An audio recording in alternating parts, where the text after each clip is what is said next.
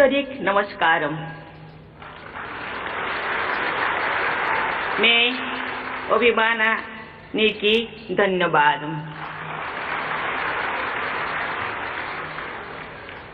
तिरुमला तिरुपति से सभी देशवासियों को आशीर्वाद देने वाले भगवान श्री वेंकटेश्वर बालाजी की पवित्र धरती पर आने को मैं अपना परम सौभाग्य मानती हूँ। काल मैं तिरुपति मंदिर में श्री बालाजी से सभी देशवासियों के कल्याण हेतु प्रार्थना करूंगी और मुझे विश्वास है कि भगवान मेरी प्रार्थना अवश्य स्वीकार करेंगे। विजयवाड़ा के इस क्षेत्र को देवी कनक दुर्गा का विशेष आशीर्वाद प्राप्त है। गोदावरी, कृष्णा, पेन्नर, वंशधरा और नागावली जैसे नदियों ने आंध्र की धरती को सिंचित किया है और यहाँ की समृद्ध परंपराओं को प्राण शक्ति प्रदान की है। हम सभी देशवासियों को अपनी नदी माताओं की स्वच्छता और संरक्षण के लिए सदैव तत्पर रहना चाहिए।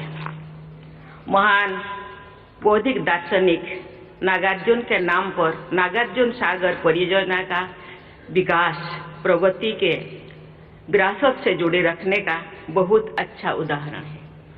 नागार्जुन कोंडा और अमरावती में भारत को आध्यात्मिक विविधता का परिचय तो मिलता ही है, साथ ही हमारा देश की श्रेष्ठ कला परंपरा का दर्शन भी होता है।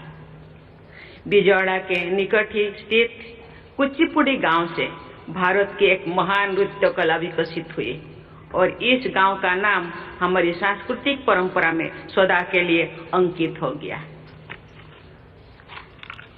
तेलुगु भाषा और साहित्य की समृद्ध परंपरा से सभी देशवासी परिचित हैं। देश भाषा लंदु तेलुगु लेसा।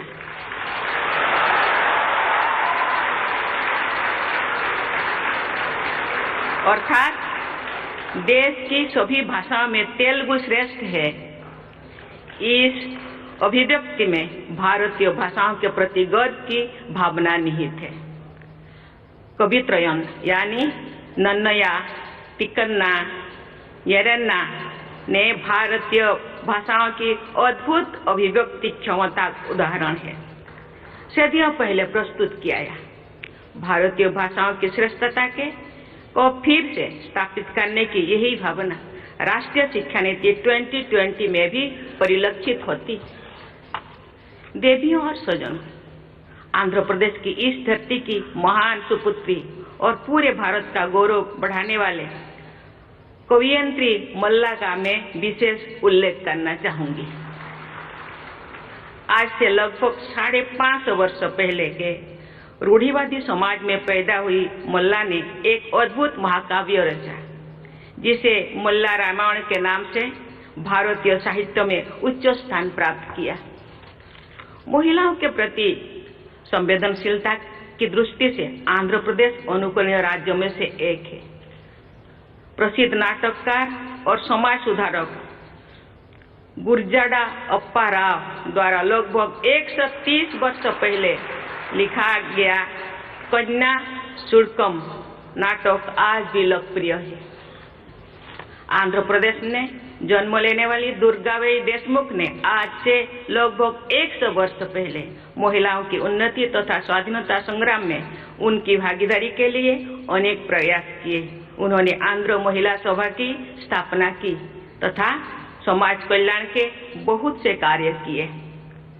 दुर्गाबाई देशमुख से भी पहले आंध्र के बहू सरोजिनी नायडू ने महात्मा गांधी के नमक सत्याग्रह में अग्रणी भूमिका निभाई, जिसके कारण उन्हें कारावास का दंड भी दिया गया था।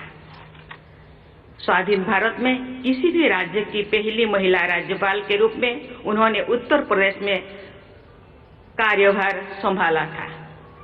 जो मुझे झारखंड के राज्यपाल पद की जिम्मेदारी सौंपी गई तो मैं पूरी विनम्रता से ये बात हमेशा याद रखती थी कि सरोजिनी नायडू जैसी महान महिलाओं ने जो आदर्श प्रस्तुत किए हैं उनके अनुसार साहसपूर्वक कार्य करना तथा जन सेवा में लगे रहना ही देश की सेवा करने का सही रास्ता है।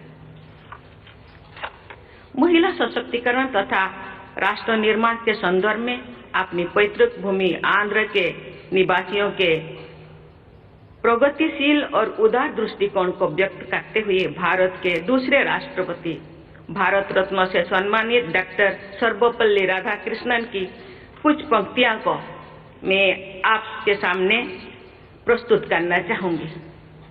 Doctor Radhakrishnan has said, and I quote, "We the Andhras are fortunately situated in some respects.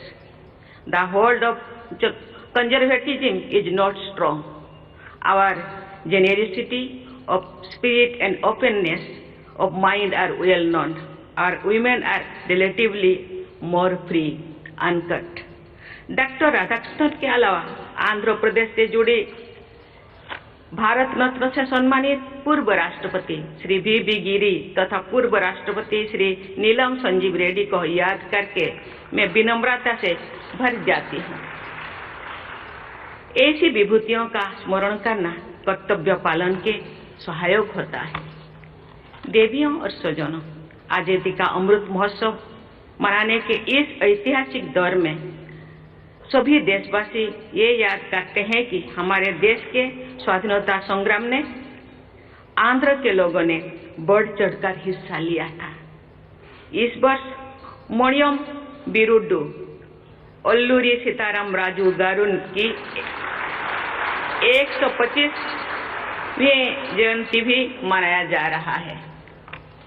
केवल 27 वर्षों की अल्पायु में भारत माता के लिए प्राणों का उत्सर्ग करने वाला अल्लूरी सीताराम राजू गारू और 25 वर्ष की अल्पायु में वीर गति को प्राप्त होने वाले भगवान बिरसा मुंडा जैसे विभूतियों ने भारत के स्वाधीनता संग्राम को जो योगदान दिया, उसके विषय में हमारी युवा पीढ़ी की भलीभांति परिचित होना चाहिए। मुझे ये जानकर प्रसन्नता हुई है कि अल्लूरी सीताराम राजू मेमोरियल जनजातीय स्वतंत्रता सेनानी संग्रहालय का निर्माण किया जा रहा है। प्रतिवर्ष 15 नवंबर को जनजातीय गौरव दिवस मनाने तथा देश भर में जनजातीय महानायकों की स्मृति में म्यूजियम और मेमोरियल्स का निर्माण करने की ऐतिहासिक निर्णय के लिए सभी देशवासियों की ओर से मैं माननीय प्रधानमंत्री श्री नरेंद्र मोदी जी को धन्यवाद देती हूँ। आजादी का अमृत महोत्सव मनाते हुए आंध्र प्रदेश के निवासियों को विशेष गर्व का अनुभव होता होगा कि हमारे राष्ट्रीय ध्वज त्रिरंगा झंडा को आंध्र के ही पिंगोली वेंकैया जी ने इतना सुंदर ये स्वरूप प्रदान किए थे। देवियों और स्वजनों, अमृत काल में आधुनिक प्रगति की यात्रा में आगे बढ़ते हुए सभी देशवासी ये याद रखते हैं कि भारत में मॉडर्न साइंस एंड टेक्नोलॉजी की विकास में आंध्र प्रदेश की अग्रणी भूमिका रही है। देश की युवा पीढ़ी को आज से ठीक 100 वर्ष पहले सन 1922 में हार्वर्ड मेडिकल स्कूल जाकर अध्ययन करने तथा फार्मेसी और बायोकेमिस्ट्री के क्षेत्र में बहुत बड़ा योगदान देने वाली डॉक्टर येल्लाप्रगोडा सुब्बाराव की विषय में विस्तृत जानकारी प्राप्त करनी चाहिए। डॉक्टर सुब्बाराव के अनुसंधानों से मानवता के हित में अनेक दवाओं का बनाया जाना संभव हुआ। ये उल्लेखनीय है कि आयुर्वेद में भी उनकी गहरी रुचि थी। मैं एक बार फिर राष्ट्रीय शिक्षा नीति का उल्लेख करना चाहूंगी। इस नीति के अनुसार हमारे विद्यार्थियों को अपनी परंपरा के गौरव को बनाए रखते हुए आधुनिक विश्व में अपना प्रमुख स्थान बनाना है। यही कार्य डॉक्टर सुब्बाराव ने 1 शताब्दी पहले किया था। आधुनिक टेक्नोलॉजी के क्षेत्र में आंध्र प्रदेश में स्थित इसरो के श्रीहरिकोटा रेंज में अंतरिक्ष विज्ञान के नई प्रतिमान निरंतर स्थापित किया जा रहा है। विज्ञान और तकनीकी, विशेषकर इंफॉर्मेशन टेक्नोलॉजी के क्षेत्र में आंध्र प्रदेश के लोगों ने पूरे विश्व में भारत की प्रतिष्ठा बढ़ाई है। आंध्र प्रदेश के तेलुगु डायस्पोरा के पूरे विश्व में प्रभावशाली स्थान है। उनमें बड़ी संख्या टेक्नोलॉजी प्रोफेशनल्स की है। देवियों और स्वजनों, राज्यपाल श्री हरिचंदन जी के कुशल मार्गदर्शन और यशस्वी मुख्यमंत्री श्री जगनमोहन रेड्डी जी के ऊर्जावान नेतृत्व में तथा आंध्र प्रदेश के प्रतिभाशाली और निष्ठावान लोगों के सहयोग से इस राज्य की विकास यात्रा आगे बढ़ते जा रहा है। इसके लिए मैं राज्य सरकार की पूरी टीम को सराहना करती हूँ। आंध्र प्रदेश के निवासी भारत के विकास में अपना असाधारण योगदान देते रहेंगे, ये मेरा दृढ़ विश्वास है। मैं आंध्र प्रदेश के सभी भाई बहनों को और बच्चों से स्वर्णिम भविष्य की शुभकामना व्यक्त करती हूँ और आशा करती हूँ भारत के विकास में आंध्र प्रदेश का